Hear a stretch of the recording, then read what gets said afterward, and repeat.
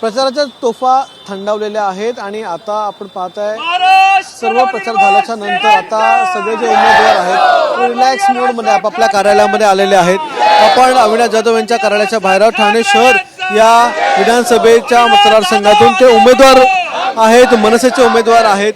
Sir, एक जल्लोष पाहायला मिळाला थोड्या वेळापूर्वी, नेमका कसला जल्लोष होता काय सांगता? मला असं वाटतं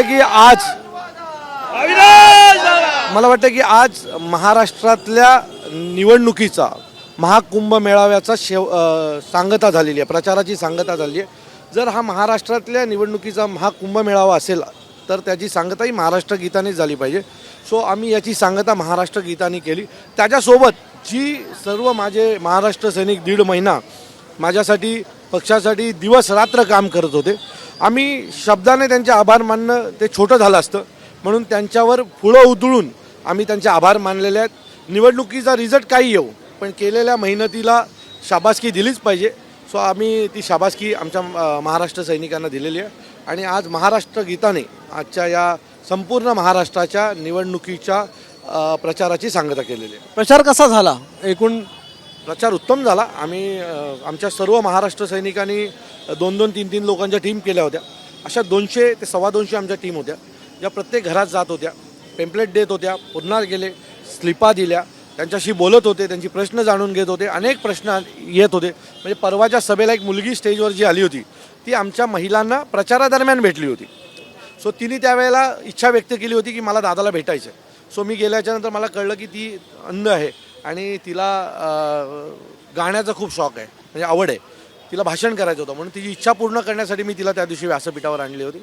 आणि अनेक लोकं भेटली, पाण्याचा प्रश्न, गटारांचा प्रश्न, रस्त्याचा प्रश्न, अशी चालता चालता आम्ही कामं करत करत पुढे गेलो आणि लोकांचं प्रेम मिळत होतं।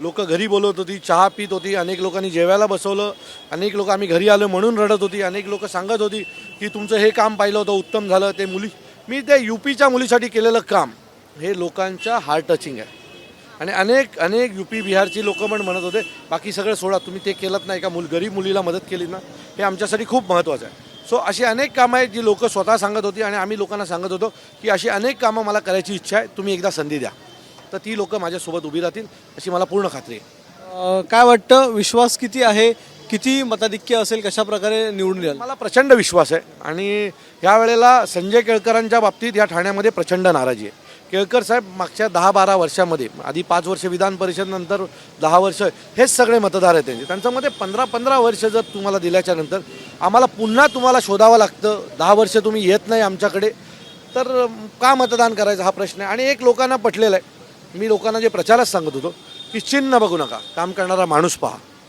परिवर्तन जर घडवायचं असेल तर चिन्ह सोडून बाहेर या, कारण तुम्ही कोणाची वोट बँक नाही आहेत। संजय केळकर या सगळ्यांना वोट बँक असं म्हणतात, हे माझी वोट बँक आहे, तर तुम्ही कोणाची वोट बँक होऊ शकत नाही, हे मी त्यांना पटवून दिलं।